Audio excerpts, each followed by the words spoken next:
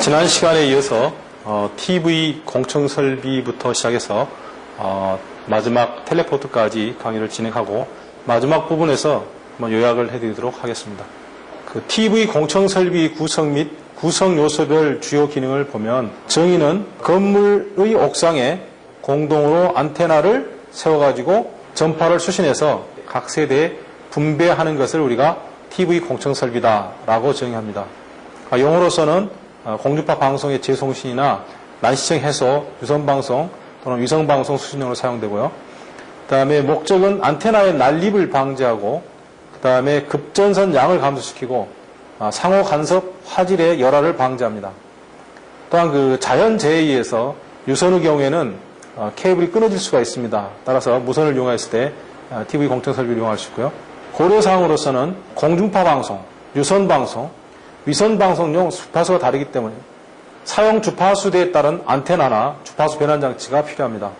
사용 주파수대는 TV 방송용의 경우는 30에서 300MHz, CATV 방송용의 경우에는 UHF 300에서 3GHz, 그 다음에 위성방송의 경우에는 3에서 30GHz 대입니다.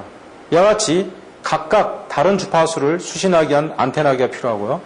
그 다음에 안테나에서 수신된 주파수를 모으기 위해서는 컨버터가 필요합니다.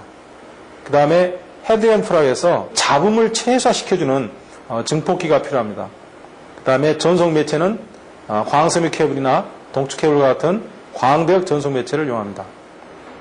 다음 전송 매체라고 하는 것은 전송 거리가 멀어지면 항상 손실이 발생합니다. 손실이.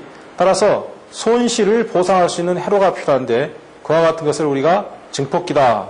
따라서 간선형 증폭기, 분배형 증폭기 또는 연장형 증폭기가 동축 케이블의 경우에 중간중간에서 손실이 발생하기 때문에 손실을 보상할 수 있는 곳에서 증폭기가 사용된다라는 이야기입니다.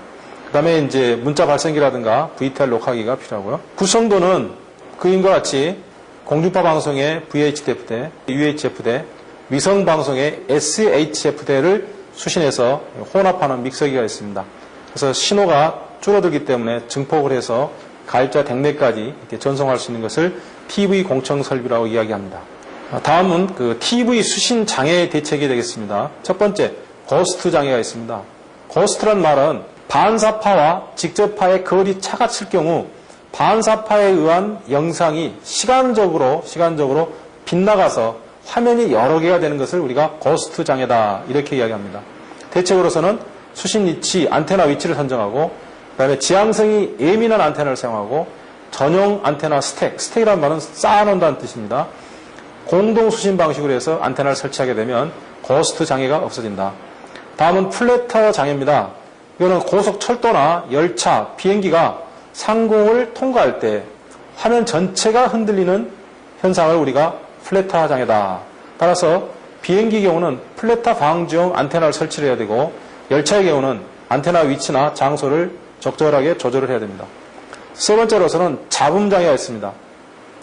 자동차라든가 또는 소음배전선 또는 전기철도, 전동기 등과 같은 직접적으로 안테나에 어떤 그 잡음이 인입되는 경우가 있고 배전선을 통해서 연입되는 경우가 있습니다.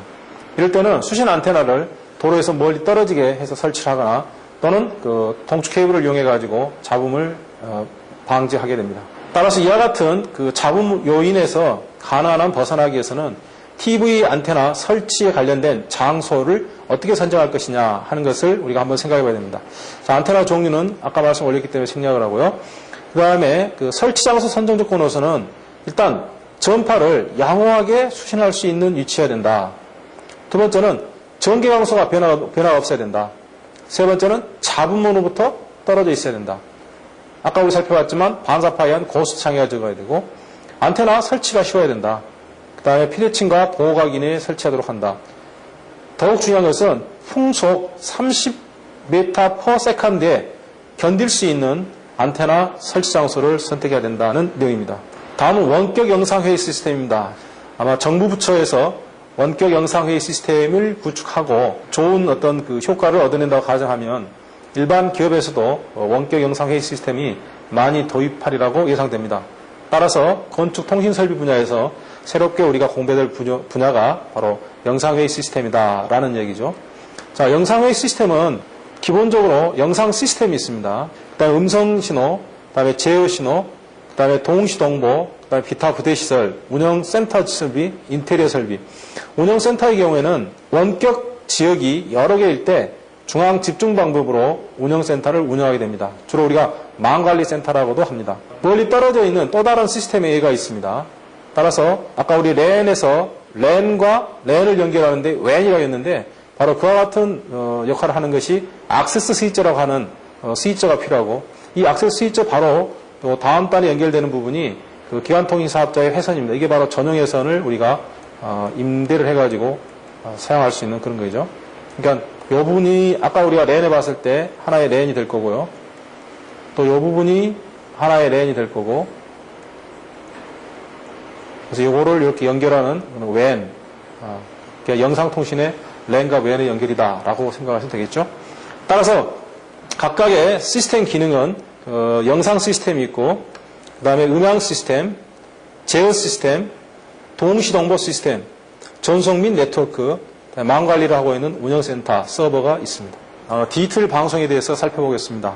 자, 현재 TV와 디지털 TV에 대해서 비교를 했는데 현재의 TV는 텔레비전 카메라에 의해서 찍힌 그 광학상을 전기적 신호로 변환시켜가지고 보내주는 것이 바로 현재의 TV입니다. 그런데 앞으로 이런 걸 전부 다 디지털로 바꿔가지고 전송하게 된다 그런 얘기죠. 그 다음에 TV 신호의 3요소로서는 지금 현재 흑백 신호, 그 다음에 색 신호, 동기 신호 이렇게 언급이 되어 있습니다. 그래서 현재 TV보다는 한 3, 4배 정도 깨끗한 화면하고 그 CD급의 그 사운드가 얻어지는 게 바로 디지털 TV의 신호 특성이 되겠습니다. 방식으로서는 북미 방법인 NTS 방식, 그 다음에 PAL 방식, 세칸 방식이 있습니다. 디지털 TV도 SDTV라든가 HDTV 등 18개의 규격이 있습니다. 초기에 모두 완벽한 HDTV로 가는 게 아니라 중간중간 이렇게 기능을 향상시키면서 디지털 TV 시대로 갈 것으로 예측이 되고 있습니다. 그래서 아주 다양한 규격들이 지금 현재 언급이 되고 있습니다. 영상 신호는 현재는 4.2MHz인데 30MHz로 바뀌게 될 거고요. 그 다음에 고스트가 발생하는데 전혀 고스트가 없습니다. 왜냐하면 디지털 신호로 바꿔버리기 때문에. 그 다음에 부가 서비스는 문자 다중인데 인터넷 홈쇼핑, 전자신문들 구독이 가능하고 화질도 매우 선명하고요. 음질도 CD급으로서 깨끗한 음질을 얻을 수 있습니다. 디지털 방송의 특징을 보게 되면 채널이 다채널화된다. 어떤 분이 예측하기는 디지털 방송이 열리게 되면 채널이 한 100개 이상이 될 거다라는 이야기를 합니다. 그다음에 고품질, 고기능, 스크램블을 처리시키고 스크램블이라고 하는 것은 우리가 그 요금을 주고 이 텔레비전을 시청하는 게 있습니다. 그걸 일명 우리가 페이 TV라고 그러는데 그 페이 TV 가입자에게만 TV를 시청할 수 있도록 하는 그런 걸 우리가 스크램블 처리시킨다고 그럽니다. 그래서 그런 스크램블, 다시 말하면 인가된 수신자만 수정할 수 있다는 뜻에서 이 스크램블 처리를 해서 원래 한정 수신한다는 뜻입니다. 다음에 서비스를 고도화시키고요. 그 다음에 주파수 자원을 유효하게 사용할 수 있다. 다음은 이제 군의 통신 선로 설비가 되겠습니다. 방금 말씀드린 대로 PABX, LAN, 그 다음에 TV 공청 설비, 그 다음에 원격 영상 회의 시스템, 그 다음에 디지털 방송 이런 것들은 거의 설비적인 내용이 되겠습니다. 그런데 이와 같은 설비나 장치주로 되어 있는 것들이 결국 자기 기능을 발휘하기 위해서는 전송 매체라고 하는 선로에 의해서 그 기능이 발휘됩니다. 따라서 건축 통신 설비 분야에서는 이 선로 설비에 대해서 집중적으로 공부하셔야 되고 실제로 시험 문제도 그런 쪽으로 많이 출제가 되고 있습니다. 자, 아까 살펴봤죠. 우리가 군해에 대해서는요. 1인이 소유하고 있는 건물이라든가 그다음에 분계점으로부터 이용된 단말이 위치한 이용자 영역 아까 500m 말씀드렸죠. 그다음에 MDF가 배선을 관련 하나의 영역이라든가 아파트 단지 계약 캠퍼스, 연립주택이라든가 단독주택 같은 경우도 전부 군해에 해당된다라는 이야기고요. 따라서 이와 같은 군해에 들어갈 수 있는 통신 설비 중에서도 바로 선로 설비를 지금 여기서 설명드리려고 합니다. 선로 설비는 우선 케이블이죠, 케이블. 케이블은 이선식 케이블, 그 다음에 UTP 케이블 같은 꼬임이선식 케이블, 그 다음에 동축 케이블, 광섬유 케이블 등이 있고요. 그다음에 선조라고 하는 것은 한 가닥, 두 가닥 하는 가닥수를 이야기하죠. 그 다음에 관로라고 하는 것은 케이블을 포설할 수 있는 그런 경로를 이야기하는데 우리 군해에서는 관로라고 하지 않죠. 군해에서는 주로 우리가 덕트라고 이야기할 수도 있고 특히 또 트레이다 이렇게 말씀들 하시죠. 공동구, 인천국제공항처럼 굉장히 그 넓은 지역에 통신을 이룰 때는 공동구를 설치하고요. 그다음에 각 건물마다 배선반에서 MDF라든가 FDF라든가 IDF라든가 그런 것들이죠. 이와 같은 것들을 우리가 총칭해서 선로 설비다. 따라서 앞으로 정보통신 서비스는 결국 뭐에서 결정되는 거냐? 모두 선로 설비에서 결정된다. 이렇게 보시면 됩니다. 또한 이거는 한 번 설치를 하게 되면 굉장히 오랜 기간이 가기 때문에 증설이나 변경을 우리가 감안해가지고 설계할 때 최장 한 15년 이상 미래 수요를 예측해서 설계를 해야 합니다. 자, 단자암 및 배선반에 대해 설명하고 있는데 주배선반은 한 300회선 이상 되는 거, 주 단자암이 배선반이 아니라 단자암 같은 경우는 300회선 미만 될 때, 중간 단자암은 주로 층에 있죠. 층에 있고, 세대 단자암 경우는 각 이용자에 연결되어 있는 겁니다. 그 다음에 구성 요소는 크게 5가지로 구별할 수 있습니다. 첫 번째, 인입계는 기간통신 사업자가 그 구내에 연결될 때를 우리 인입계라고 이야기합니다. 그다음에 거기 장비실은 주로 PABX라든가 랜이라든가 CATV 설비를 갖추고 있는 실을 우리가 주장비실이라고 이야기합니다. 그다음에 간선계라고 하는 것은 주로 수직 케이블 또는 중추적인 공급원이다. 그래서 빌딩에 있는 각 통신 설비를 연결할 수 있는 주요한 설비, 그 간선계. 그다음에 층별로 요즘 장비가 있습니다. 다시 말하면 랜 같은 경우는 허브라든가 C증을 C자라고 하는 장비를 설치할 수 있는 그런 장소를 우리가 층 장비실이라고 이야기합니다. 그 다음에 수평계의 경우는 층 장비실에서 각 실로 가는까지. 그래서 그림을 그려보면 인입계에서 그 장비실로 들어오고 장비실에서 층 장비실로 간선계 연결되어 있고 그 다음에 수평계는 층 장비실에서 각 이용자가까지 가는 것이 군내 배선 시스템의 구성 요소가 되겠습니다. 다음은 그 CPB 케이블과 UTP 케이블을 비교하고 있습니다. 지금 현재는 거의 UTP 케이블을 많이 쓰고 있죠. 주로 이제 초고속 정보통신을 하기 위해서는 반드시 UTP 케이블을 써야 되는데 UTP 케이블의 원리는 뭐냐면 우리가 그 선로 정수에 보게 되면 저항 요소인 RLCG라고 하는 값이 있습니다. 그래서 RLCG에서 C하고 G 값을 거의 제로화시킨 케이블이 바로 꼬리 미선식 케이블인데 이 꼬리 미선식 케이블에는 차폐형이 있고 비차폐형이 있는데 차폐형은 STP입니다. STP. 근데 여기서 이야기하는 UTP라고 하는 것은 비차폐형이죠. 실제로 차폐형의 경우에는 전기적 특성은 굉장히 양호하죠. 그런데 반해서 경제성은 떨어집니다. 또한 케이블을 포설하거나 배선 배관하는 게 굉장히 어렵습니다. 그런데 반해서 UTP 케이블 경우는 전기적 특성은 STP보다는 떨어지지만 케이블 포설이나 유지 보수가 매우 용이하기 때문에 바로 UTP 케이블을 많이 사용하고 있고 UTP 케이블이 주로 우리가 카테고리화 시켜가지고 군내 배선으로서 가장 많이 사용하고 있는 겁니다. 그 다음에는 주로 가장 중요한 게 거리 제한이 있습니다. 거리 제한. 그래서 900m 이내로 UTP 케이블을 포설해야 됩니다. 여기서 900m라고 하는 것은 주로 장비실에서 장비실까지를 이야기하는 거고 장비실에서 또 단자가는 거리를 생각해야 되기 때문에 UTP 케이블의 경우는 900m를 벗어나게 되면 전송 손실이 많아져서 우리가 원하는 신호를 얻어내지 못합니다. 그 다음에 상위급으로서는 카테고리, 인핸스드라고 해서 향상된 게, 카테고리 5에 향상된 규격이 나오고요.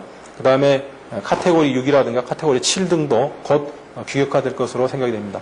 이걸로 부족할 때는 결국 싱글모드 광섬유 케이블을 이용하는 식으로 가게 될 겁니다. 자, 그래서 결국 UTP 케이블 다음에 등장하는 케이블은 광섬유 케이블이 되죠. 광섬유 케이블의 중요한 정의는 뭐냐면 광에너지를 전파한다고 하는 겁니다. 전파. 다시 말하면 광 케이블이라고 하는 유선인데 여기서 전파라고 하는 무선의 용어가 나온 이유는 뭐냐면 광 신호를 전송하는 매체인 광섬유는 유선이 아니라 광선이다 그런 얘기죠. 광선. 그럼 유선은 뭐고 광선은 뭐냐? 유선이라고 하는 것은 전기적 신호를 잘 전달하는 신호이고 광선이라고 하는 것은 광에너지를 전파하는 선입니다. 그러니까 우리가 아까 전기통신의 정의에서도 유선, 무선, 광선이라고 용어의 정의를 구별한 것은 뭐냐면 유선의 경우에는 전기적 신호를 보내주는 거고 광선이라고 하는 것은 광에너지를 전파한다는 뜻에서 정의가 달리되어 있습니다. 그다음에 중요한 요소로서는 코어와 크레이딩으로 구성되어 있고요. 그래서 코어에 실제로 광 선이 통과하게 되고 크레이딩은 코어를 보호해 주는 겁니다. 그다음에 재료로서는 지금까지 주로 석영계, 유리를 많이 썼는데 앞으로는 특수 광섬유를 쓰게 될 겁니다. 특히 건축, 전기, 설비, 기술사 쪽에서 특수 광섬유에 대해서 3가지 이상을 설명하십시오 하는 시험 문제가 한번 나온 적이 있었습니다. 그 다음에 모드는 단일 모드다, 다중 모드다. 그 다음에 굴절률 분포는 언덕형이다, 계단형이다 이런 이야기하고요. 언덕형, 계단형, 뭐 단일 모드, 다중 모드 이런 용어들은 일단 뒤쪽에서 비교에 포함했으니까 다시 한번 설명드리고요. 자, 우선 장점, 손실이 적다, 광대역성이다, 심선이 가늘다, 무유도성이다. 전기적 신호의 경우에는 다른 선으로부터 영향을 많이 받습니다. 또 다른 선으로 영향을 많이 주는 데 반해서 광섬유 케이블은 거의 영향을 주지 않습니다. 케이블이 가볍고 자원이 풍부하다. 단점으로서는 급준한 힘에 약하다. 그러니까 다시 말해서 곡률 반경이 얻어내는 게 힘들다 그런 얘기고요. 그 다음에 분기가 어렵고, 그 다음에 파단 고장이 발생하고, 그 다음에 고장이 나면 복구 시간이 길다. 그래서 아까 말씀드렸듯이 광 코어를 사용할 때는 항상 AB 심선을 두고 있다. AB 심선도 안 되기 때문에 결국 장비 대개체를 이용해가지고 하기 위해서 별도의 또 추가 해선이 필요하다라는 이야기죠. 자, 단일 모드라고 하는 것은 코어 안에 파장이 하나가 지나가는 걸 우리가 단일 모드라고 이야기합니다. 다중 모드라고 하는 것은 코어 안에 여러 개가 지나가는 겁니다. 그러니까 하나가 지나가기 때문에 전송덱은 광덱이 되고 여러 개 지나가니까 협덱이 되는 거죠. 분산은 사실은 없죠. 하나니까. 근데 여기는 여러 개니까 영향을 많이 받고 손실도 작고 큽니다. 따라서 앞으로는 전부 싱글 모드로 아마 사용하게 될 겁니다.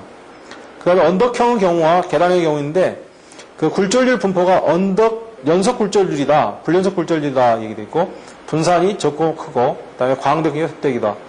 따라서 언덕형의 경우는 정연파 궤적으로 진행하고 그 다음에 코어 랩을 지그재그로 진행하는 그런 특성을 지니고 있습니다. 자, 광섬유 케이블에 대한 어떤 종류를 나눠보면 우리가 이제 아까 말씀드렸던 두 가지 가지고 있겠죠. 하나는 계단형이냐 해서 스텝 인덱스, 언덕형이냐 그래서 그레이드 인덱스, 또 하나는 싱글 모드냐 멀티 모드냐 해서 멀티모드, 싱글 모드. 그런데 여기 보시게 되면 GI형 싱글 모드는 없죠. 왜냐하면 이거는 언덕형이기 때문에 싱글 모드를 얻기가 쉽지가 않습니다. 따라서 그 네 가지 콤비네이션 중에서 GI형 SMF 케이블은 없다.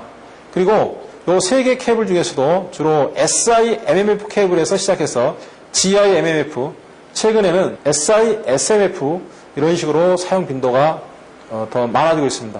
다시 말씀드리면 SI SMF 케이블이 가장 전송 특성이 좋다 이렇게 생각할 수 있습니다. 자, 분산도 없고요.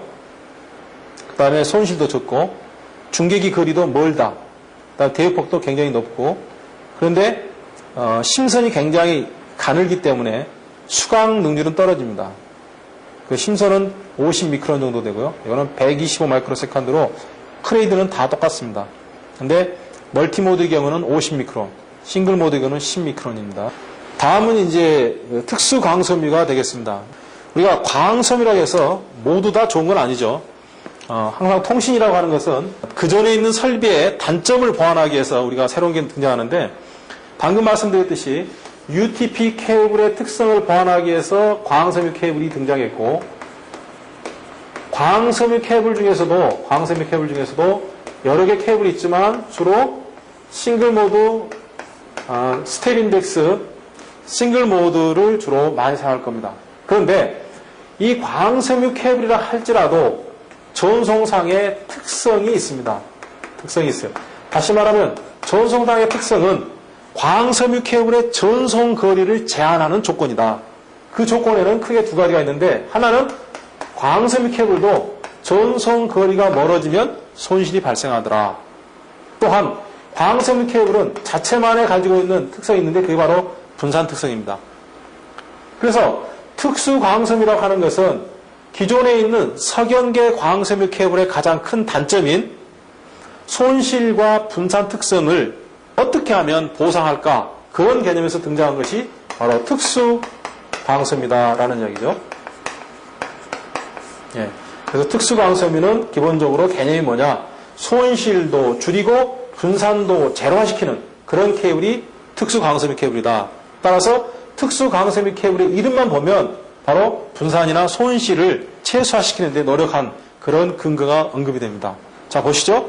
DSF라고 하는 것은 Dispersion Shifted Fiber입니다. Dispersion. 이게 퍼졌다는 이야기지 않습니까? 그래서 요거는 손실이 적고, 아까 우리 손실이 따졌죠. 전송 손실도 적고, 그 다음에 1.5 미크론대에서 분산이 제로가 된다는 이야기는 분산이 없다. 그런 이야기죠. 그러니까 DSF 케이블이라고 하는 것은 1.5 미크론대에서 분산이 제로가 되고 손실도 상당히 적은 케이블을 우리가 DSF 케이블이다 라고 이야기합니다. 자, 그런데 광섬에서 쓰고 있는 파장대는 0.85 미크론대가 있고요. 그 다음에 1.3 미크론대가 있고 1.55 미크론대가 있습니다. 근데 지금 현재는 1.3 미크론대도 사용하고 있고 향후에는 1.5 미크론대를 쓸 겁니다. 근데 SLF 케이블은 1.5 미크론대에서만 언급을 하고 있는데 1.3 미크론대에서도 손실이나 분산을 제로화시킬 수 있는 케이블이 뭘까? 그게 바로 DDF 케이블이다.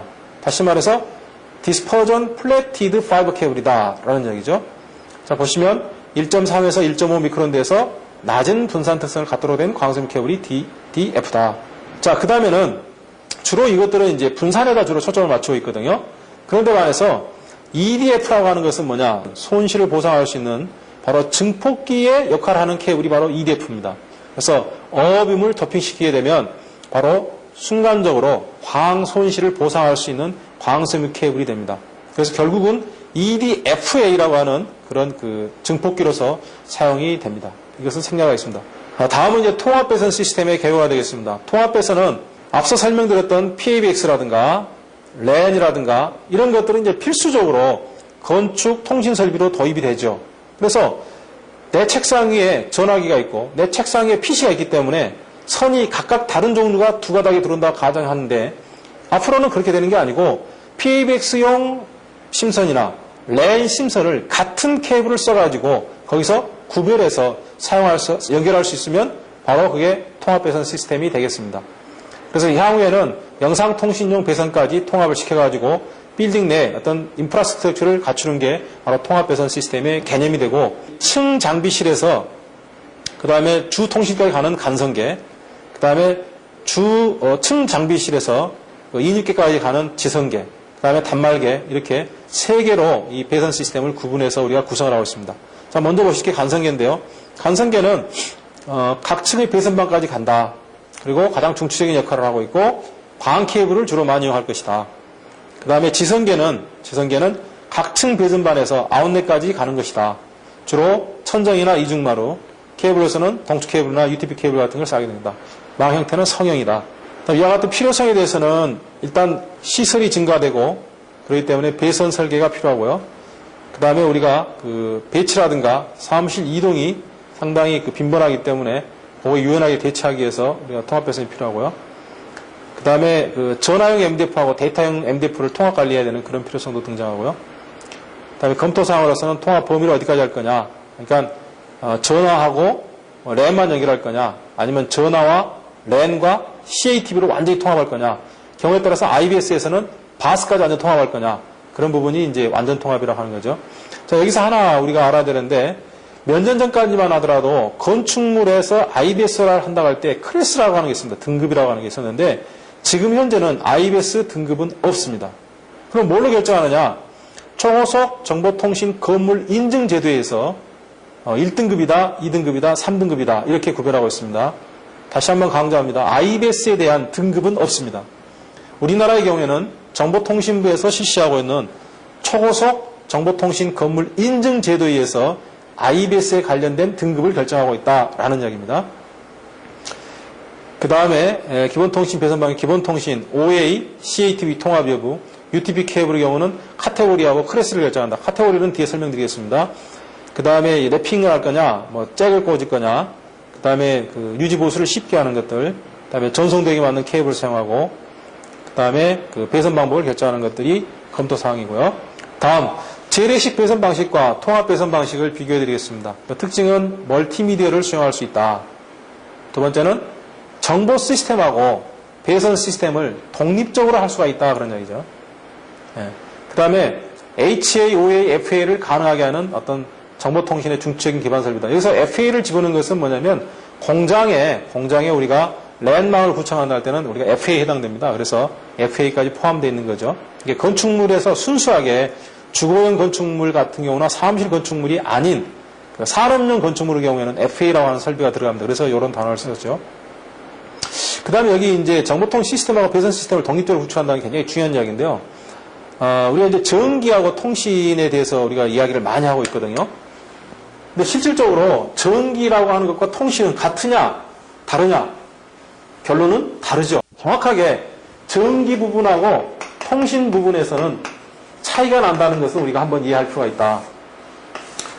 자, 우리가 어떤 신호를 이야기할 때는 항상 신호에는 3요소가 있습니다. 신호 3요소. 신호에는 3요소가 있는데, 바로 주파수라고 하는 게 있습니다. 1초에 몇 번이나 파장이 움직이느냐 하는 주파수가 있고, 그 다음에 에너지라고 하는 진폭이 있습니다. 그 다음에 사인 파형이냐, 코사인 파형이냐는 위상 특성이 있습니다. 전기는 주파수가 고정되어 있습니다. 진폭, 에너지는 전압이 계속 변하니까 이건 변합니다. 위상도 단상, 삼상이니까 변하죠. 그러니까 통신의 경우에는 주파수가 신호마다 각각 다릅니다. 앞 시간에 우리가 정보원의 특성을 이야기할 때 6가지 신호로 구별한 것은 신호마다 가지고 있는 주파수가 각각 다르기 때문에 우리가 통신에서는 6가지 신호로 구별하고 있는 겁니다. 근데 말해서 진폭은 우리가 고정되어 있어야 되죠. 그래서 UPS를 쓴다든가 또는 정류기에서 리플 하위를 최소화시킨다든가 그런 부분들이 바로 진폭은 고정되어 있어야 된다는 뜻입니다. 결론적으로 전기는 주파수가 고정된 데 반해서 통신은 진폭이 고정되어 있고, 통신은 신호마다 주파수가 다른 데 반해서 전기는 진폭이 변하는 특성을 가지고 있죠. 그 다음에 케이블 종류는 주로 UTP, STP, FTP, 그 다음에 카테고리는 1번부터 5번, 6번, 7번, 그 다음에 난연성이냐, 용량에 의한 구분들, 뭐 4페어짜리냐, 25페어짜리냐 이런 것들이죠. 자, 통합배선의 가장 기본이 이제 UTP 케이블인데, UTP 케이블은 카테고리를 정해놨죠. 그래서 카테고리 1은 전화용, 카테고리 2는 전화용뿐만 아니라 데이터용, 카테고리 3은 주로 전산용인데 지금 현재 가장 많이 쓰고 있는 케이블이 카테고리 3입니다. 그래서 주파수 대역은 16MHz다. 여기서 하나 아실 게 뭐냐면 100kHz를 우리는 뭐냐면 A 클래스라고 얘기합니다. A 클래스. 네. 그 다음에 1메가를 우리가 B 클래스라고 이야기합니다.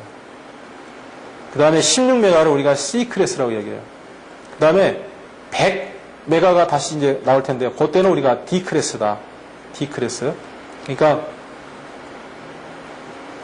이런 개념을 알겠습니다. 그러니까 UTP 케이블에는 카테고리라고 하는 범주가 있고 클래스라고 하는 범주가 있는데, 카테고리는 케이블의 특성을 이야기하는 것이고 클래스라고 하는 것은 주파수를 이야기하는 거다. 그러니까 사용 주파수를 이야기하는 겁니다. 다음에 이제 카테고리 5가 이제 또 많이 쓰고 있습니다. 그래서 주로 카테고리 3과 카테고리 5를 많이 쓰고 있는데, 여기 보시면 100MHz죠. 이건 클래스 D. 그 다음에 앞으로는 이제 초속 데이터용으로서 5의 그 인핸스드 된 것, 향상된 것이 나올 겁니다. 그 다음에 6, 7들도 앞으로 등장할 겁니다. 그러나 지금 현재는 5, 3이 가장 많이 사용되고 있고, 지금 6도 표준화돼서 곧 사용될 겁니다. 그 다음에 이제 군외통신 선로 설비의 설치 기법이라고 그랬는데요. 가장 중요한 거는 간선 케이블의 거리나 또는 그 배선 케이블의 거리 또는 그 단자화, 그 다음에 장비와의 거리, 그런 부분들을 우리가 한번 좀 살펴보셔야 되겠죠. 간선은 접속 어디서 하냐? 주로 통신실에 MDF, 주통신실에서 한다는 얘기죠. 그 다음에 케이블의 선정은 주로 UTP 케이블을 하거나 또는 싱글모드, 멀티모드 광섬유 케이블 또는 싱글모드 광섬유. 그러니까 UTP 케이블 또는 광섬유 케이블을 백본으로 쓴다. 그런 이야기죠. 거리는 군의 배선의 경우는 2km를 벗어나면 안 된다. 그 다음에 건물 배선의 경우는 500m를 벗어나면 안 된다. 그러니까 예를 들어서 우리가 군회라고 하는 게 건물이 여러 동 있다고 가정했을 때는 건물 사이가 2000m가 벗어나면 안 되고, 군의 백본은, 다시 말해 건물 내 배선은 500m, 그 다음에 패치 코드는 20m를 넘지 말아야 된다. 더욱 중요한 것은 단자반하고 실제 아웃렛 거리는 30m를 초과하면 안 됩니다. 다음은 우리나라의 그 군외통신 설비의 엠블렘 제도라고 해서 주거용 이용은 아파트나 공동주택단지는 엠블렘 제도를 도입해서 자기들이 등급을 매길 수 있고요. 6층 이상이거나 연면적이 3,300평방미터 이상인 건물도 바로 엠블렘 제도에 의해서 등급을 스스로 매길 수가 있습니다. 자, 이거는 주거용 건물과 업무용 건물은 나눠지는데, 벌써 주거용을 보시게 되면 광 케이블을 쓰면 바로 1등급이고요. 카테고리 5, 카테고리 5. 2등급은 카테고리 3, 카테고리 5, 카테고리 5.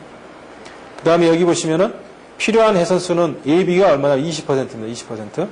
다음 이제 통신실의 면적입니다. 그래서 그 공간 면적이 예를 들어서 세대에 따라서 각각 통신실이 달라지게 되어 있죠. 이거는 뭐냐면 장비가 그만큼 더 많이 소요되기 때문에 장비를 충분하게 수용할 수 있는 그 영역이 되겠습니다. 그 다음에 여기 보시면은 마지막에 보면 클래스 D란 말이 나왔죠. 아까 클래스 C, 클래스 A, B, A. 그러니까 클래스 D는 100MHz, 클래스 C는 16MHz, 클래스 B는 1MHz, 클래스 A는 100kHz. 다음은 업무용 건물이 되겠습니다.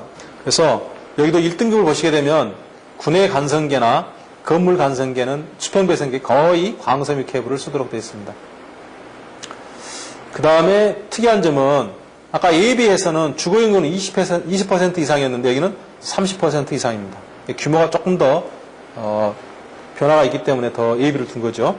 그 다음에 나머지 내용은 거의 비슷한데 그 통신실 위치가 지상이라고 하는 겁니다. 지상.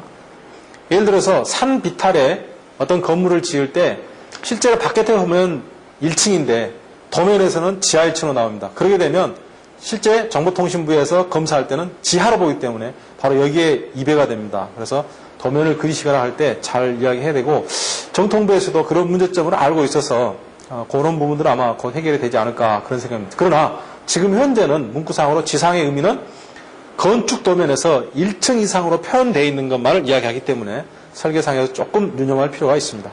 다음은 PAM과 PCM인데 이 부분은 그 전송 장비에 들어가는 기술적인 내용입니다. PAM은 고전적인 방법이기 때문에 생략을 하고요.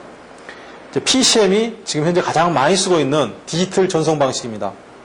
자, 필요성은 한 개의 통신 선로를 이용해서 여러 사람이 정보를 주고받는다. 그런 얘기죠.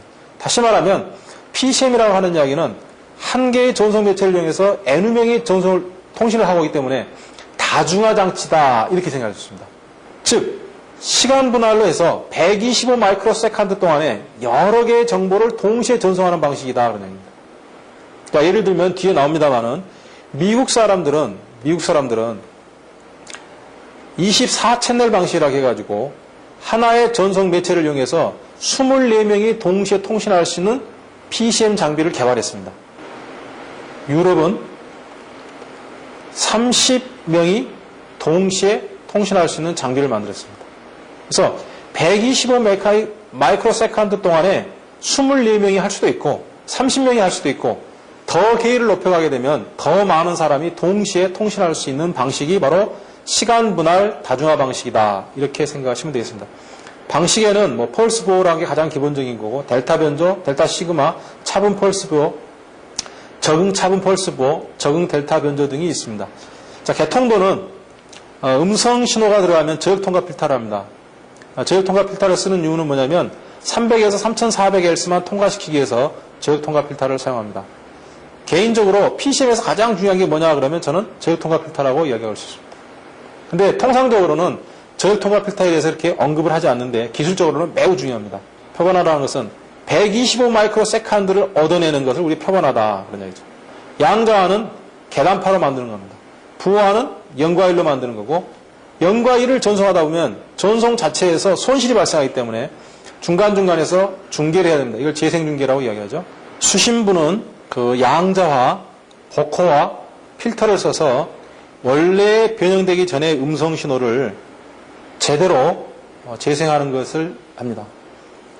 따라서 우리가 PCM 통신 방식에서는 반드시 송신부가 있고 그다음에 전송부가 있고 수신부 이렇게 구성되어 있습니다. 자, 여기서 우리가 하나 알 것은 PCM 통신 방식을 설명하라 그러면 송신부, 전송부, 수신부를 설명하면 되고 PCM 통신의 변조 방식을 설명하라 그러면 송신부만 설명하면 됩니다. 또한 PCM 통신 방식의 복조 방식을 설명하라 그러면 수신부만 설명하면 됩니다. 그래서 일반론적으로 우리가 이야기할 때 PCM 통신 방식 하면 송신부, 전송부, 수신부를 총칭하고 있습니다. 자, PCM의 장점이 뭐냐? 우선 잡음이나 누화에 강하다. 그 다음에 통신 품질에 열화가 없다. 고속 데이터 전송을 할 수 있다. 또 하나는 점유 주파수가 넓어서 정보량이 많다. 단점은 PCM 고유의 잡음이 있습니다. 또 하나는 점유 주파수 대폭이 너무 넓어가지고 주파수 용질이 떨어지고 있습니다. 또 기기 구성이 복잡하다. 특히 이 PCM 통신 방식에서 가장 중요한 장점이라고 하면은 잡음이나 누화에 강하다고 하는 겁니다. 통신에서는 네 가지의 피해야 될 그런 그 요소가 있는데 저는 그걸 갖다 우리가 적이다 이렇게 표현하는데요. 첫 번째가 뭐냐면 우선 잡음입니다. 잡음. 통신 시스템이나 선로는 잡음이 적어야 됩니다. 두 번째는 파형이 찌그러지는 왜곡입니다. 왜곡이 적어야 되죠. 그 다음에 다른 사람의 목소리가 내가 통신하고 있는 선으로 타고 들어오는 누화가 있고요. 그 다음에 전송거리가 멀어질수록 손실이 나타나죠. 따라서 이 통신에서는 이와 같은 네 가지 요소를 줄이는 게 매우 중요한데 그 역할을 하고 있는 게 바로 뭐냐? 바로 PCM이다. 그러니까 PCM 다중화 방식이 가장 많이 쓰고 있는 것이다. 라는 이야기죠. 자, 여기서 또 중요한 게 나옵니다. 단점에서는 주파수 이용률이 떨어진다고 이야기하는데 주파수 이용률은 미국 방법이 됐든 유럽 방법이 됐든 기본적으로 음성 신호를 디지털화 시키면 64kbps가 됩니다. 근데 실제로 우리가 대화를 하고 있을 때는 에너지가 전달되는 시간만을 계산해야 되는데 실제 우리가 1분 통화를 한다고 할지라도 정보의 에너지가 전달되는 시간은 40%입니다. 따라서 40% 정도만 있어도 정보를 충분하게 전달할 수 있기 때문에 64kbps 같이 넓은 대역 또는 속도를 쓸 필요가 없이 이것을 줄이는 방법이 필요하다 그런 얘기죠.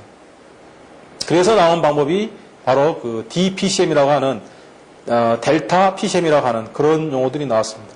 자, 그래서 주파수 이용률을 어떻게 하면 높일 거냐? 그 문제는 음성 신호를 디지털화 시켰을 때 64kbps인데 방법을 달리해서 32kbps 또는 16kbps로 만들 수 있는 방식을 가지고 이 단점을 보완했다라는 이야기고요. 그 다음에 PCM 다중화 게이가 있습니다. 다중화 게이는 그 여러 명의 동시 통화할 수 있는 다중화를 점진적으로 높여가는 것을 우리가 게이라고 이야기합니다. 예를 들어서 미국 방법을 보게 되면 한 채널은 64kbps인데 이놈을 24개 모으게 되면 다중화시키면 1.5mbps가 되고 이걸 다시 4배 더 향상시키면 6.3mbps 이걸 또 7배 하면 44mbps 이걸 또 6배 하면 294mbps로 향상되게 되어 있습니다. 이렇게 저속을 점진적으로 고속화시키는 것을 다중화 게이다라고 할 수 있습니다. 자, 우리나라의 경우에는 1게이가 2048입니다. 2게이가 631이고 3게이가 44.936입니다. 그 다음에 4게이는 139mbps입니다. 여기서 중요한 것은 ADSL 속도가 2메가니까 1게이에서 만날 수 있습니다. 앞으로 디지털 TV를 하게 된다면 지금 현재의 NTS 방식을 디지털로 만들면 속도가 45mbps입니다. 그냥 그걸 수용할 수 있습니다. 앞으로 등장할 HD TV를 디지털화 시키면 150mbps 정도 되는데 그걸 수용할 수 있습니다. 그래서 이런 다중화된 전송 매체를 이용해서 신호를 수용할 수 있는 것들을 갖춰서 다중화 게이를 선정해 온 사례가 되겠습니다. 다음은 랜망에서 가장 중요한 전송 매체 접속 제어 방식인 CSMA CD 방식과 그다음에 토큰 버스 방식을 설명드리겠습니다. 자, CSMA CD 방식이라고 하는 것은 Carrier Sense Multiple Access라는 말이죠. 여기서 근데 Multiple Access라고 하는 이야기가 있는데 랜은 한마디로 정의하면 공유된 전송 매체를 우리가 랜이다 이렇게 정의합니다. 랜이 뭐냐 그러면 랜은 전송 매체의 공유다. 전송 매체의 공유다. 뭐가 전송 매체를 공유하는 거냐? 각종 장비들이.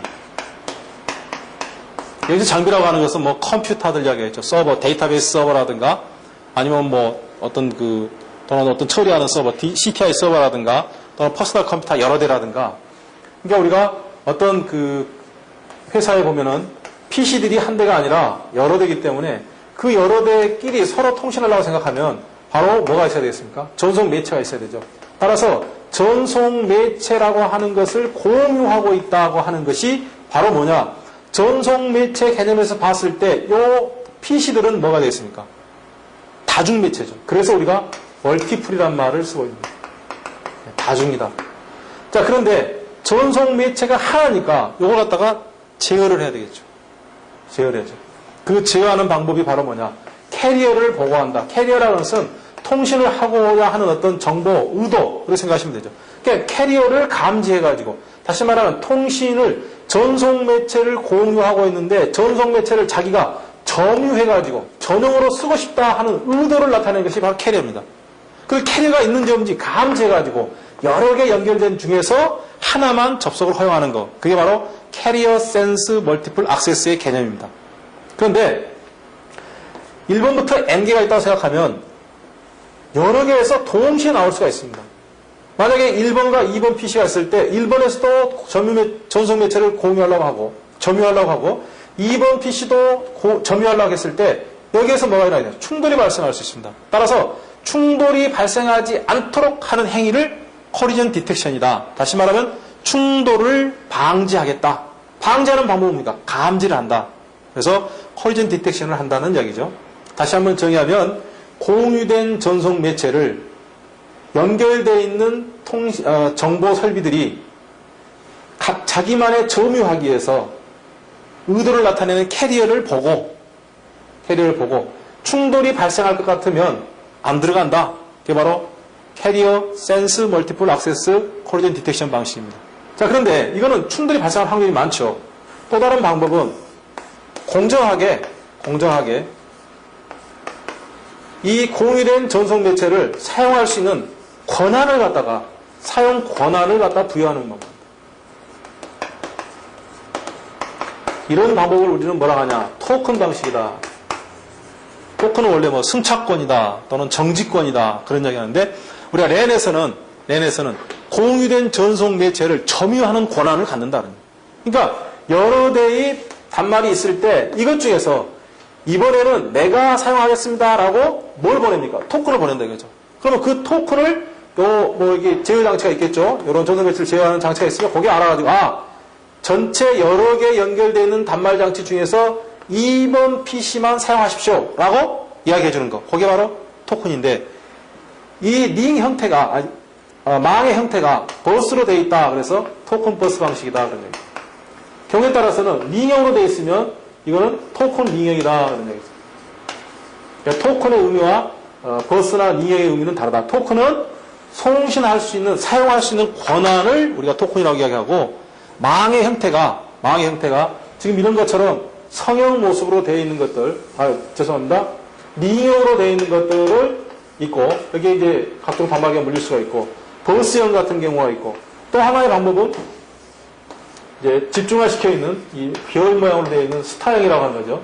성형으로 되어 있는 건데, 그 중에서 성형은 주로 UTP 케이블을 많이 쓰기 때문에 광섬유 케이블을 쓰고 있는 부분이 바로 이제 링형이죠. 그래서 토큰 링 방식. 또는 이제 동축 케이블을 쓰고 있는 게 토큰 버스 방식. 주로 이렇게 이야기를 합니다. 자, 그래서 이거에 관련된 규격은 그 IEEE의 802.3인데요. 요 802.3은 IEEE란 말은 미국 전기전자 학회라고 생각하시면 됩니다. 그리고 요거는 80년 2월 달부터 표준화했다. 그래서 802입니다. 802가 80년 2월부터 표준화시켰다. 요 뒤에 있는 번호는 1번부터 시작해서 지금 현재 한 15번까지 나와 있는데 매번 문서 번호입니다. CSM의 CD 방식은 802.3 다큐멘터리에서 언급되어 있다. 802.4에서는 토큰 버스에 언급되어 있다. 그런 뜻입니다. 그 다음에 종류는 10베이스 5, 10베이스 2, 그 다음에 이중 버스 방식, 그 다음에 맨체스터 보아, 차동 맨체스터 보아, 속도는 10mbps급, 버스형이고 스타형인데 여기는 버스형을 기준으로 하고 있고, 동축 케이블도 쓸 수 있고, UTP 케이블을 쓰는데 여기는 거의 동축 케이블을 쓰고, 그 다음에 패스트 이더넷, 그 다음에 기가비트 이더넷으로 발전할 것이고, 요거는 토큰링으로 발전될 것이다. 라는 얘기죠. 다음에 이제 OSI 7계층의 참조 모델을 설명드리겠습니다. 그래서 물리 계층, 데이터 링크 계층, 네트워크 계층, 트랜스포트 계층, 세션 계층, 프레젠테이션 계층, 응용 계층. 자, 이 의미는 뭐냐? 우선 물리 계층은 상호 전송 매체로 연결되어 있어야 된다.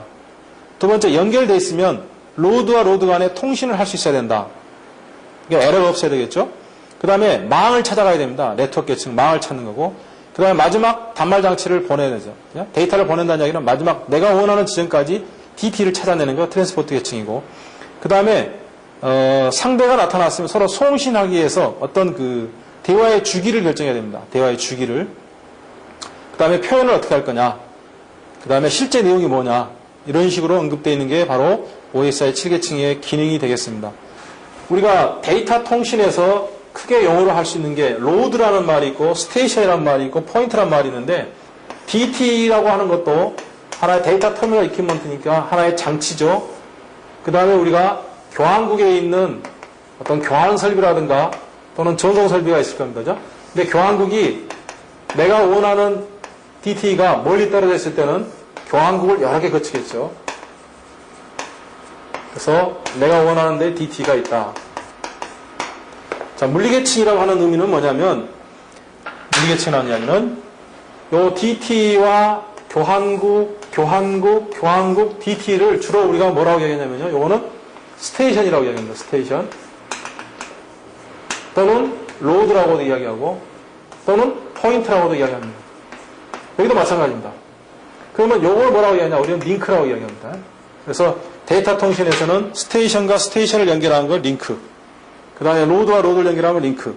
포인트와 포인트를 연결하면 링크라고 이야기합니다. 자, 일계층은 뭐냐? 이 로드와 로드 사이에 어떤 전송 매체만 깔리면 이거는 일계층이 된 거다. 그럼 여기에다가 데이터를 보냈다 이거죠. 1010을 보냈다. 여기서 여기까지 잘 도착했냐 안 도착했냐. 그게 바로 이계층입니다. 그 다음에 이 교환기에 와보면 어떻습니까? 여기에 여러 개 물려있을 겁니다. 근데 그 중에서 내가 찾아가려고 하는 교환기를 찾아가는 거. 이게 3계층이죠. 다음에 트랜스포트 계층은 여기도 마찬가지죠. 교환기 찾았죠. 그 다음에 여기는 마지막에 DT를 찾는 거. 이게 4계층이에요. 그러니까 전송 매체만 깔리면 1계층. 거기에 데이터가 전송되면, 에러 전송되면 2계층. 교환국을 찾으면 3계층. 그 다음에 마지막 내가 원하는 DT를 찾으면 4계층이라는 이야기죠. 그러면 발신 DT와 착신 DT 간에 대화를 하려고 생각하면 상대를 우선 파악해야 되죠. 봤더니 이 사람은 이제 우리가 PC를 생각한다면 1분에 100자를 치는 사람이고 이 사람은 1분에 150자를 오더하는 사람이라고 가정을 한번 해보죠. 가정을 한번 해보면 두 사람이 채팅한다고 생각했을 때 나는 150자 친다. 너는 몇 자 치냐? 나는 100자뿐이 못 친다. 그러면 이 사람은 어떻게 해요? 100자로 쳐야 되죠. 100자로. 그래야 통신이 되죠. 이런 행위를 하는 거 뭐냐? 바로 세션 계층이다. 대화의 주기란 말이 바로 그런 뜻입니다. 그런데 내가 100자를 치긴 치는데 야 우리가 무슨 언어를 쓸 거냐? 자 언어라는 게 크게 보면 한글이 있지 않습니까? 그 다음에 영어가 있지 않습니까? 또 하나는 산수가 아니라 숫자. 네. 그러니까 야 너 영어로 할래? 한글로 할래? 숫자로 할래? 야 뭐 영어 잘하냐? 영어 잘하지도 못하면서 야 그러면 우리 한글로 하자. 그것도 안 되니까 우리가 숫자를 쳐버리죠. 그러니까 아무나 막 정해서 쓴단 말입니다. 그런 거 결정하는 게 뭐냐? 표현계층이죠. 내가 정보를 표현을 어떻게 할 거냐? 그런 얘기죠. 그리고 실제 내용은 뭡니까? 채팅하면 채팅. 아니면 정보 검색, 정보 검색. 그런 내용이다. 얘기죠. 이게 굉장히 간단하죠? 로드와 로드가 연결되어 있으면 물리계층. 거기에 데이터를 전송하면 데이터 링크계층. 교환망을 찾아가면 네트워크계층. 그 다음에 상대 수신 DT를 찾으면 세션계층. 트랜스포트계층. 그 다음에 어떤 대화의 주기를 결정하면 세션계층. 그 다음에 그 대화하는 것을 어떻게 표현할 거냐 하는 게 표현계층. 그 다음에 실제 내용이 뭐냐. 그게 바로 OSI 7계층이다. 그런 얘기죠. 텔레메트링은 최근에 원격 검침 시스템으로서 상당히 각광을 받고 있는 설비 중에 특히 건축 통신 설비 부분에 있어서는 방법이라든가 사용량을 검증하는 부분, 전기 사용량이라든가 아니면은 뭐 수도 사용량이라든가 이런 부분들을 검증하는 시스템이 되겠습니다. 자, 정의는 멀리 떨어져 있는 지점의 특정 대상으로부터 예를 들어 수도다, 그럼 상수도다 그럽니까? 수도 그 계량기 있는 쪽이겠죠. 그 특정 결과를 전기적 신호로 변환해서 읽어온다는 이야기죠. 그래서 그걸 컴퓨터에 저장하면 그게 바로 텔레메트링이다 그런 얘기죠. 근데 이거는 이제 유선을 통할 수도 있고 무선을 통할 수도 있습니다. 그래서 여기 보시면 이제 그런 거죠. 전용 회선이라고 하는 것은 교환회선을 거치지 않는 것, 교환기를 거치지 않는 걸 말하죠. 그다음에 교환기를 거치는 거. 이거는 전화선을 이용해서 데이터 통신하는 거. 그다음에 무선 원격 회선에서 대역선 방식이라고 해가지고 CDMA 방식이 바로 여기에 해당되죠. 그다음에 응용 분야로는 뭐 안전관리, 정보 조회, 계측, 계량 등등등 내용이 있습니다. 그래서 이거는 센서에 의해서 단말장치에 통신 제어할 수 있는 기능이 있고 통신망을 통해 가지고 내가 원하는 컴퓨터에 저장해서 실제로 우리가 이제 볼 수 있도록 그렇게 하는 부분입니다. 이거는 이제 원격 검침의 예가 되겠습니다. 전화망을 이용해 가지고 이게 이제 전화기입니다. 전화기고 이거는 이제 검침 장치죠. 그래서 여기 가입자 장치가 있고 그다음에 이 통신망을 타고 가가지고 통신망을 타고 가서 결국 이 서버에 저장하도록 그렇게 되어 있는 구성입니다. 다음 이제 건축물이 전부 이제 앞으로는 인텔리전트화 될 거라고 이야기하는데 그 인텔리전트란 말은 컴퓨터 기능을 가지고 있는 빌딩이다 그런 얘기죠. 컴퓨터 기능이라고 하는 것은 뭐냐면 스스로 알아서 빌딩에 관련된 설비나 사람들에게 정보를 제공하는 역할을 하고 있다. 그러면 스스로가 알아서 건물에 관련된 유지보수도 하고 또 그 사용자에게 정보를 제공하고 또는 어떤 정보를 유통시킬 수 있는 그런 설비를 갖춘 건물이 IBS다라는 이야기죠. 따라서 목표는 빌딩 오토메이션, 오피스 오토메이션, 텔레커뮤니케이션 오토메이션을 이용해가지고 빌딩 내 근무자들에게 최대의 편익을 제공하는 거다. 그래서 사무활동의 생산성을 극대화시키려 하는 것이 바로 IBS의 가장 중요한 목적이다. 그런 얘기죠. 그래서 지금까지 우리가 설명했던 내용이 바로 TA 아니었습니까? 디지털 PBX를 중심으로 해서, 그죠? 그 다음에 TV 회의, V셋은 설명 안 드렸습니다만은, 원어는 Very Small Aperture Terminal로서 저속의 데이터 통신을 위성망을 이용해서 할 수 있는 서비스입니다. 이거는 1년 전부터 한국통신에서 서비스를 중단했기 때문에 지금은 거의 쓰질 않습니다. 그 다음에 이 LAN 관련된 설비들, 그 다음에 OA 이 경우는 LAN에 의한 것, 그 다음에 데이터베이스 서버, 파일 서버, 워크스테이션 등, 그 다음에 빌딩 오토메이션에 관련된 설비들을 통합시켜 놓으면 IBS가 된다.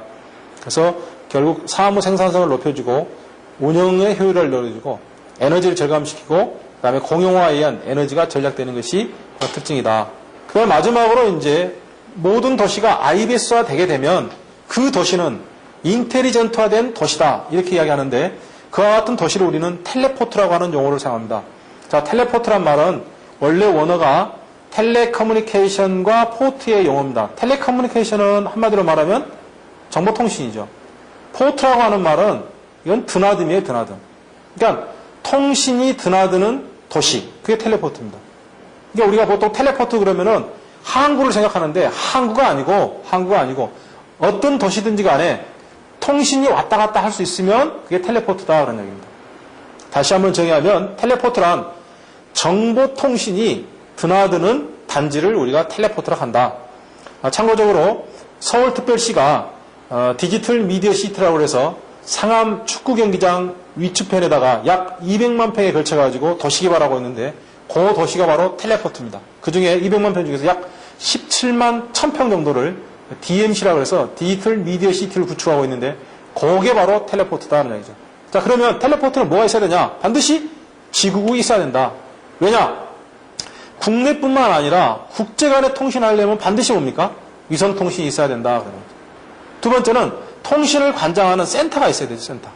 그 다음에 여기에는 언급되지 않았습니다만은 모도시아가 연결될 수 있는 광 케이블이 있어야 되죠. 광 케이블이 있어야 됩니다. 그러니까 국내나 국제 간에 통신할 수 있는 위성이 있어야 되고, 그 다음에 모도시아 연결할 수 있는 광 케이블이 있어야 되고, 그 센터를 총괄하는 하나의 단지를 총괄하는 센터가 있어야 된다 그런 얘기죠. 입지 조건은 이용 가능한 토지가 있어야 된다. 거기는 지금 현재 그 매립지를 이용하고 있지 않습니까? 그 다음에 매립지가 아니고 쓰레기 하치장에 일부 있는 땅을 이용하고 있지 않습니까? 모도시아 교통조건이 좋아야 된다. 왜냐하면 상암운동장까지 지하철이 들어갔지 않습니까? 그죠? 그 다음에 고용 가능한 노동력이 있어야 된다. 그 다음에 기존 시가지하고 광케이블 포설이 지장이 없어야 된다. 위성통신 접속할 수 있는 전파 간섭이 없어야 된다. 그 다음에 신도시, 첨단과학단지, 교육단지 등이 여기에 해당된다. 기능으로서는 국내외입니다. 정보를 수집하고 가공하고 분배하고 교환하는 기능을 가지고 있어야 되고, 그 다음에 센터 기능을 가지고 있어야 되고, 그 다음에 가장 저렴하게 각종 정보통신 서비스를 제공할 수 있는 그런 단지가 텔레포트다라는 이야기입니다. 그럼 지금까지 1교시와 2교시에 걸쳐서 우리가 일반적인 통신에 대한 개념을 살펴봤고, 통신의 그 미래 기술에 대해서 살펴봤습니다.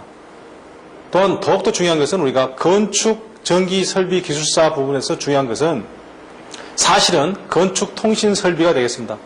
따라서 제가 이 교재를 만들 때 전체적으로 건축 설비에 대한 그 범주를 다음과 같이 정의하였습니다. 자, 건축 통신 설비라고 하는 것은 아까 우리가 정의를 살펴봤듯이 거주자나 이용자에게 서비스를 제공하는 겁니다. 따라서 건축물에 거주하는 이용자에게 제공하는 서비스를 전화, 데이터 통신, 영상 통신, 안내방송, 검침, 배선으로 구별해 보면 전화 서비스를 구현할 수 있는 주 설비로서는 디지털 PBX. 아까 우리 일본에서 살펴봤죠. 이거를 갖다 연결할 때는 단말장치 연결할 때는 이선 케이블이 되겠습니다. 그리고 부가 설비로서는 보이스 메일 시스템, 백시밀리 메일 시스템, 그 다음에 ARS라 해서 오토매틱 레스폰스 시스템, 최근에는 CTI 그래서 컴퓨터 텔레포니 인테그레이션 시스템, ITI 그래서 인터넷 텔레포니 인테그레이션 시스템이 되겠습니다. 특히 CTI와 ITI와 관련된 내용은 2000년 8월 전설공호에 보게 되면 최신 정보통신 길동향에 언급이 되어 있습니다. 컴퓨터 텔레포니 인테그레이션 시스템은 향후에 이용자에게, 건물의 이용자에게 많이 제공되는 서비스로 생각이 됩니다. 다음으로는 데이터 통신 서비스가 있습니다. 데이터 통신 서비스를 하기 위한 주장처로서는 로컬 에어리어 네트워크인 LAN이 되겠습니다. 전송선로로서는 UTP, 동축케이블, 광케이블 또는 무선에 의해서 가능하고 부가 설비로서는 허브, 라우터, 라스, 스위치 등이 해당됩니다. LAN의 경우에는 공용된 전송 매체를 여러 개의 정보통신 설비가 공유하고 있기 때문에 여러 개의 설비가 공유된 전송 매체를 점유하게 한 방식이 있는데 그 중에 한 방식이 CSMA CD 방식입니다. CSMA라고 하는 말은 Carrier Sense Multiple Access로서 멀티플 액세스는 하나의 전송 매체에 여러 개의 통신 장비가 연결되어 있음을 의미하고 여러 개 중에서 정보를 전송하려는 의도를 보낼 때 우리가 캐리어라고 하는데 그 캐리어를 감지해가지고 선착순에 의해서 정보를 전송해주는 방법을 CSMA 방식이라고 합니다. 그런데 반해서 어떤 권한을 부여해가지고 그 권한을 부여받은 자만이 선착순에 관계없이 정보를 요청할 때 그걸 해줄 수 있는 걸 우리가 토큰 방식이라고 합니다. 그래서 CSMA가 토큰 방식이 있는데 그 CSMA CD 또는 토큰 버스 또는 토큰 링, 그러니까 통신 망 구성이 버스형일 때는 토큰 버스, 망 구성이 링형일 때는 토큰 링이라고 합니다. 다음 영상통신의 경우는 CATV라고 하는 주설비가 있고 이것은 동축 케이블이나 광섬유 케이블에서 구현될 겁니다. 자체 방송을 한다면 방송센터가 있을 것이고 전송하기 위해서는 헤드엔드가 있습니다. 또한 이걸 응용한 것으로서는 정부 종합청사관에 사용하고 있는 원격 영상회의 시스템이라고 있습니다. 앞으로 2001년 7월에 방영될 디지털 TV 방송이 해당되고요.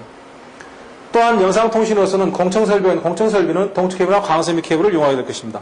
이것은 VHF, UHF, SHF 안테나 또는 이 안테나에 나온 신호를 혼합하게 한 믹서기가 필요합니다. 안내방송으로서는 정관방송이 있고 이선 케이블에서 구성되어 있고 검침 서비스는 텔레메트링 시스템이 있습니다. 텔레메트링 시스템은 인선식이나 무선에 구현될 겁니다. 따라서 여기 전송 선로에 있는 다양한 전송 매체를 우리가 배선 시스템이라고 한다면 이 배선이라고 하는 것은 군의 선로 설비가 되겠습니다. 이와 같은 것을 우리는 통합 배선 시스템이라고 이야기합니다. 통합 배선 시스템이 되기 위해서는 FDF, MDF, DDF, IDF, 기타 배선함 등이 있습니다. 이와 같이 다양한 통신 서비스를 구성할 수 있는 통신 시스템을 갖추고 있는 건축물을 이름하여 우리는 OA와 TA가 갖춰졌다라고 이야기합니다. 거기에다가 BAS라고 하는 BA 시스템을 추가시키면 우리가 이야기하는 인텔리전트 빌딩 시스템이 되겠습니다. 따라서 이와 같은 인텔리전트 빌딩 시스템이 어떤 단지 내에 여러 개 있다고 생각하면 그와 같은 단지를 우리는 텔레포트라고 이야기합니다. 일명 우리가 정보도시라고 이야기하죠. 지금 서울특별시는 상암주구에 디지털 미디어 시티를 구축하려고 하는데 이 디지털 미디어 시티가 바로 텔레포트에 해당되는 내용입니다. 텔레포트가 되기 위해서는 주요한 세 가지 기능이 있어야 됩니다. 첫 번째, 국내 국제 간에 통신하기 위한 위성통신 지국이 있어야 되고 서울특별시 모도시와 통신할 수 있는 광케이블이 있어야 되고 위성통신 지국과 광케이블을 수행할 수 있는 통신센터가 구축되어 있으면 텔레포트가 되어 있다고 합니다. 따라서 지금까지 설명드린 건축 통신 설비를 체계적으로 공부하시게 되면 단위 건축물뿐만 아니라 텔레포트 구축에 관련된 기본적인 기술을 함양하실 수 있었을 것입니다. 지금까지 설명드린 걸 토대로 해서 앞으로 여러분들께서 현업에 근무하시면서 건축, 전기 설비하는데 설계를 하시는데 많은 도움이 되셨으면 하는 마음으로 본 강좌를 마치겠습니다. 대단히 감사합니다.